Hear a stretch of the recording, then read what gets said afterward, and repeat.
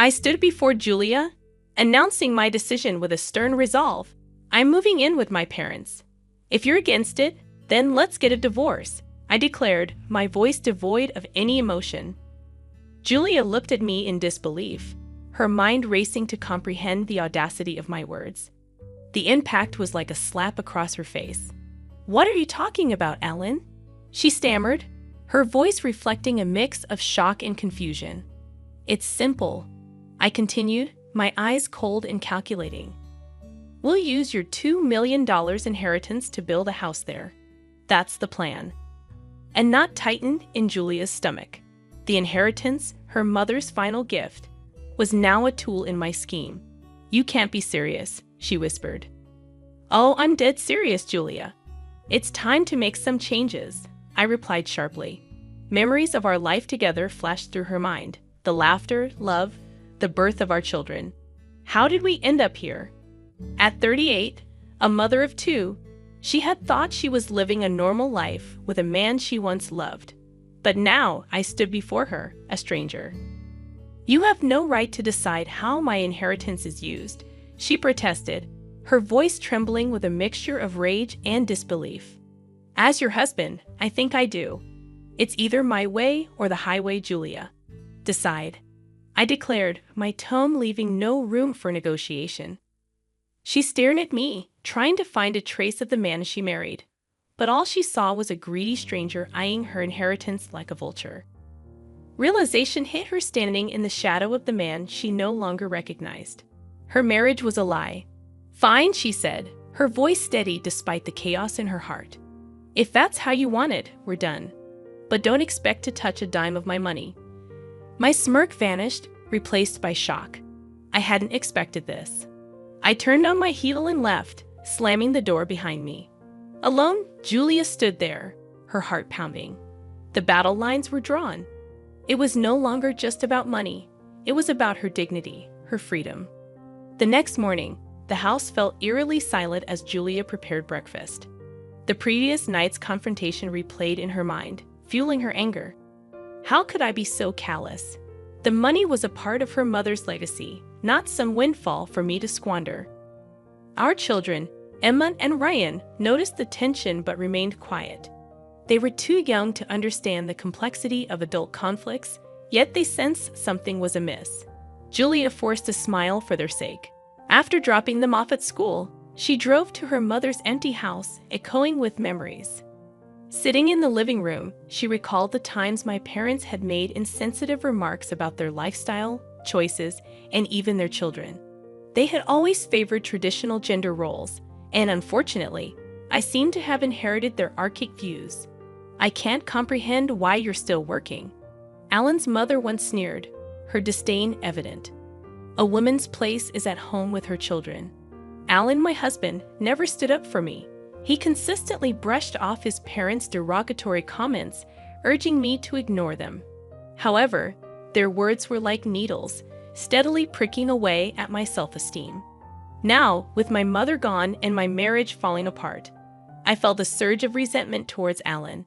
He had never truly been my partner, leaving me to fend for myself against his parents' criticisms and never once taking my side. I vividly remembered when I was pregnant with Emma, and Alan's parents openly expressed their hope for a grandson. When Emma was born, their disappointment was palpable. Next time, make sure it's a boy, they had said, barely concealing their dissatisfaction. Witnessing my daughter subjected to such blatant favoritism was painful. Now, Alan wanted to use my inheritance to move closer to them, to immerse ourselves in their toxic environment. The thought made my blood boil. I couldn't and wouldn't let that happen. As I sat there, surrounded by the remnants of my mother's life, a plan began to form in my mind. I refused to be bullied into submission. I would fight back not just for myself, but for my children too. Alan had revealed his true colors, and it was time for him to face the consequences.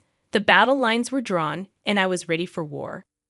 Over the next few days, I gathered documents and prepared for the legal battle ahead. My lawyer, a sharp-witted woman named Miss Henderson, assured me that we had a strong case. Don't worry, Julia. We'll make sure that inheritance stays where it rightfully belongs, she said with a confident smile. One evening, as I sorted through my mother's belongings, I stumbled upon an old, dusty envelope tucked away in a drawer. Inside, I found a set of documents, stock certificates, and property deeds. My hands trembled as I realized the extent of my mother's secret savings, including the current value of the stocks and the property. It amounted to a staggering $2 million. I couldn't believe it. My mother, who had lived so modestly, had been sitting on a small fortune. She had always been prudent with money, but I never imagined she had accumulated so much. A note accompanied the documents, written in her neat handwriting. Julia, I saved this for a rainy day. I hope it gives you and the kids a better life. Use it wisely. Tears welled up in my eyes.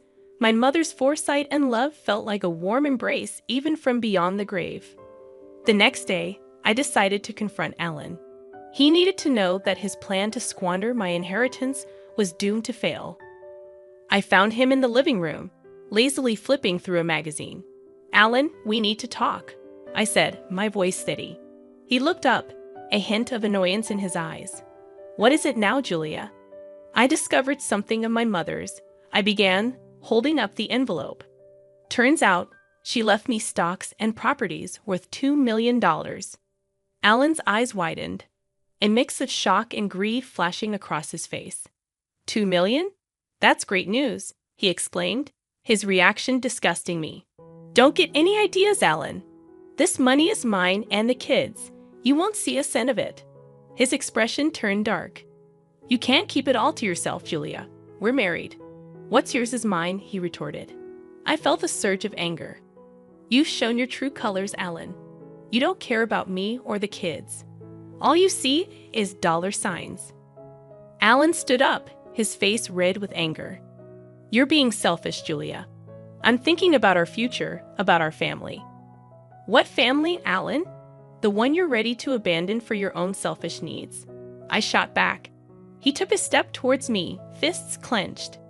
You'll regret this, Julia. I'll make sure of it. I stood my ground, unwavering.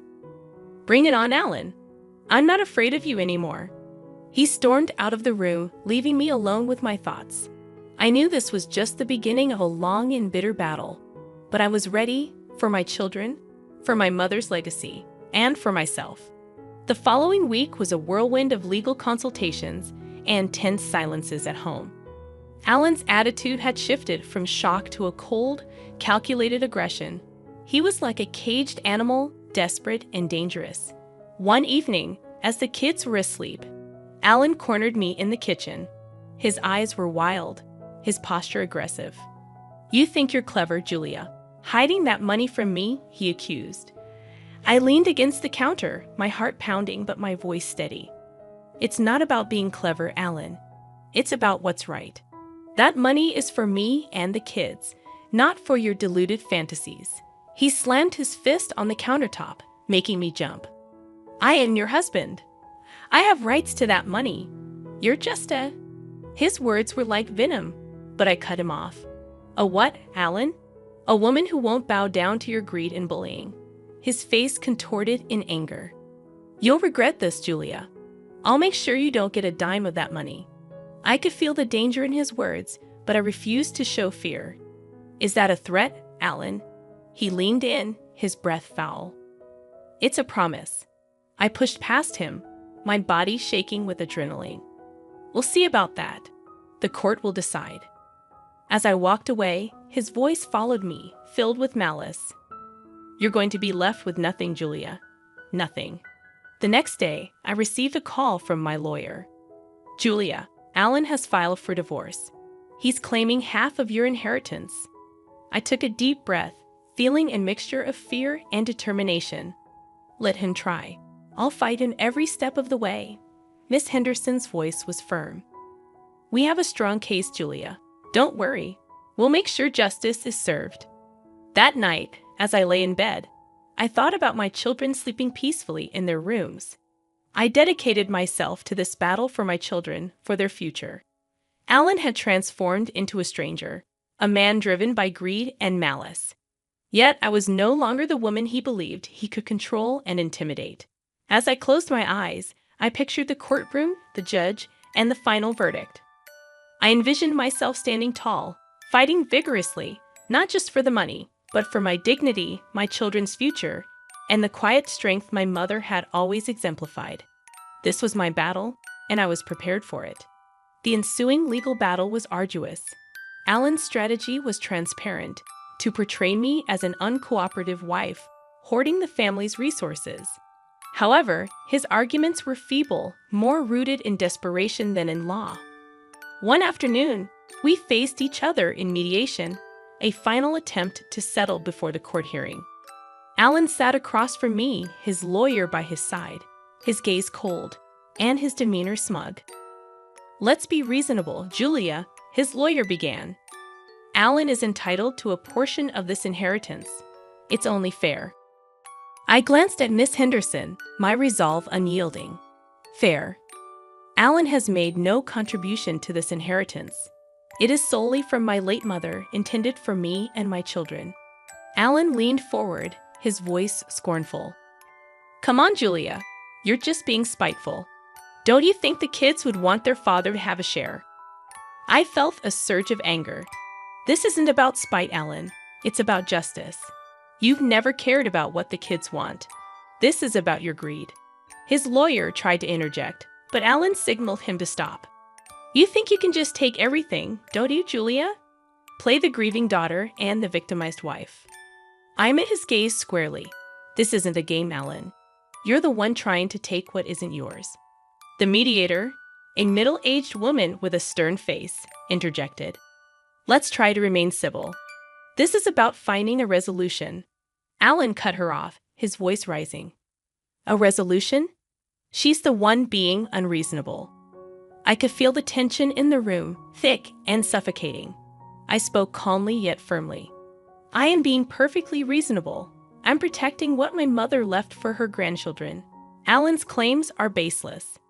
The mediator called for a break, sensing the futility of the discussion. As we stood up, Alan leaned in close, his breath hot on my ear. "You'll pay for this, Julia. I'll make sure of it." I walked out of the room, my heart racing but my spirit unbroken. Alan's threats were hollow, his case weak. I knew the law was on my side, and I was determined to see this through to the end. In the following weeks, I immersed myself in legal documents, met with Miss Henderson, and prepared for the court hearing. The kids stayed with my sister, shielded from the worst of the storm. I missed them terribly, but I knew this fight was for their future as much as it was for mine. The day of the hearing arrived. Standing in the courtroom, I braced myself to confront Alan and whatever deceptive narrative he planned to weave. This was the moment of truth, and I was prepared to fight with every ounce of strength within me. The courtroom felt like a battleground where words were the weapons, and Alan's lawyer crafted a tale of a wronged husband, deprived of his rightful share. Yet, under Miss Henderson's skilled questioning, his arguments crumbled like a fragile house of cards. During a recess, Alan cornered me in the hallway, his face twisted in fury. "You're ruining everything, Julia? You think you're going to walk away with all that money?" I stood my ground despite the fear gnawing at me. "It's not your money, Alan. It never was." He stepped closer, his voice a venomous whisper. "I'll drag this out as long as it takes. I'll bleed you dry in legal fees." Meeting his gaze, my voice remained unwavering. "Do what you must. I won't let you bully me into submission." As we returned to the courtroom, a strange sense of empowerment washed over me. Alan's threats were hollow, his bravado a mask for desperation. The final verdict was a vindication. The judge ruled in my favor, acknowledging the inheritance as my sole property. Alan's face, as the judgment was delivered, reflected defeat. However, the victory was bittersweet. I had won the legal battle, but at the cost of my marriage, the family I had known shattered. In the weeks that followed, Alan's life unraveled. His reputation, built on lies and intimidation, crumbled. The community saw him for the greedy man who had attempted to take advantage of his wife's inheritance. Rumors reached me about his struggles, lost job, lost friends, lost standing in the community. It was a steep fall from grace, and I couldn't help but feel a sense of poetic justice. One evening, a mutual acquaintance called. "Julia, have you heard about Alan?" I hesitated. "No, what about him?" "He's moving out of town, lost his job, his house. He's pretty much broke." I felt a pang of not quite satisfaction, but something close. Alan had reaped what he had sown. He had tried to destroy me, but in the end, he had destroyed himself. I hung up the phone and looked at the picture of my children on the mantel. This fight had been for them, for their future and security. As I tucked them into bed that night, I felt a sense of peace. The battle was over, and we had emerged stronger. We were free from Alan's shadow, ready to start a new chapter. Our lives would be different, but we would be okay. We were together, and that was all that mattered. In the months following the court ruling, life settled into a new rhythm. The victory in court gave me a sense of closure, but marked the beginning of a new journey, one of healing and rebuilding. I decided to sell the house, the scene of so many bitter memories. Each item I packed was a step away from my past with Alan. I was determined to create a better future for Emma and Ryan. While going through some old boxes in the attic one day, I found the picture of Alan and me in happier times. For a moment, I allowed myself to grieve for the life I thought I had, the love I thought was real. But as I looked at his smiling face in the photo, I realized that the man I had married no longer existed. He had shown his true colors, and they were dark and ugly. I tossed the photo into the trash bin, a symbolic gesture of letting go. Moving to a new town brought a fresh start. I found a cozy home in a friendly neighborhood, and the kids enrolled in a new school, soon making friends. I focused more on my writing, finding solace in the worlds I created with my words. One evening, as I was tucking Emma into bed, she looked up at me with her big, innocent eyes.